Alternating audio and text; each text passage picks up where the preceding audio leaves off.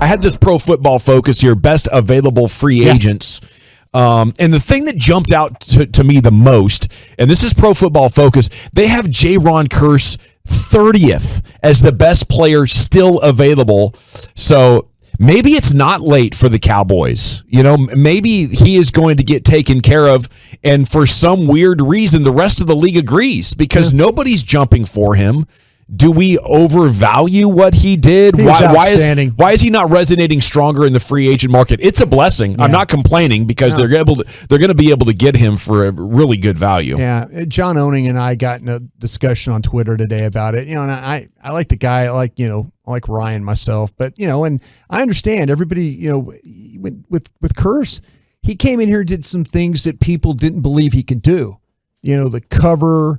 The way he was tackling, the finish and all that stuff. I mean, everybody kind of saw him they had him like pigeonholed into he's just a special teams guy only. And this is the greatness of Dan Quinn again. Oh, let's take one of our best players at linebacker and make him an end. Oh, let's take a safety that I kind of like and make him a linebacker. That's the kind of vision that you have to have. We all would have been sitting here going, if Micah Parsons didn't rush the passer, we'd all be saying, Micah Parsons had a good year. I had a good year. We don't know Micah Parsons is a linebacker. We know Micah Parsons is that rush end. Right. Is what we really know Micah Parsons as. I think the same thing with Kearse.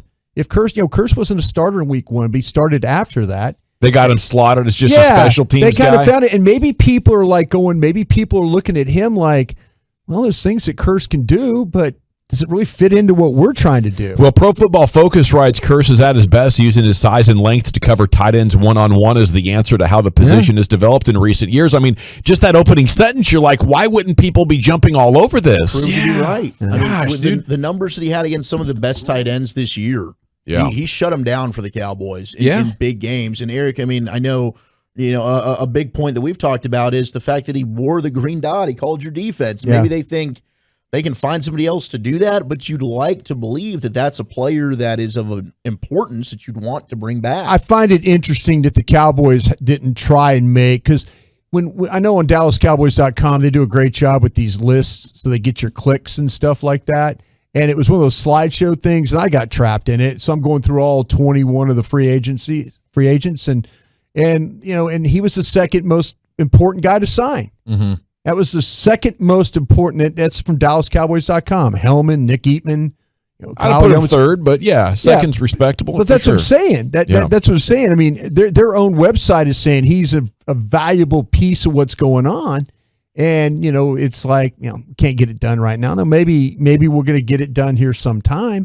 But I thought that was going to happen a lot faster than what it is right now. Me too. I mean, the biggest surprise is not necessarily that Steven and these guys haven't made the move for him, because we know how they don't really value the position and that kind of deal, and they don't really value giving anybody too much money unless it's Dalton Schultz for 1 year and $11 million, which is a little insane.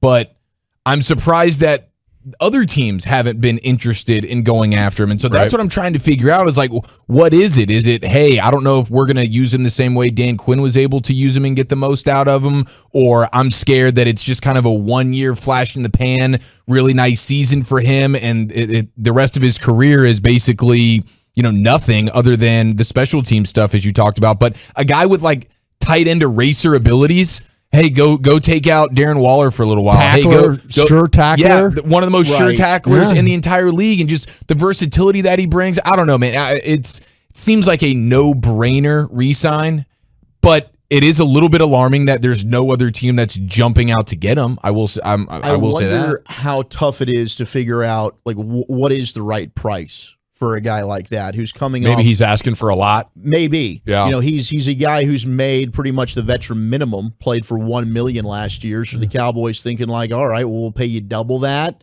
And no, that's not enough. I mean, I just had a great year for you. I'm shooting for 8 to 10 right now if I'm Kearse. Yeah, and then other teams are saying that, dude, no, we're not taking you on for 8 to 10 after you've had one good year.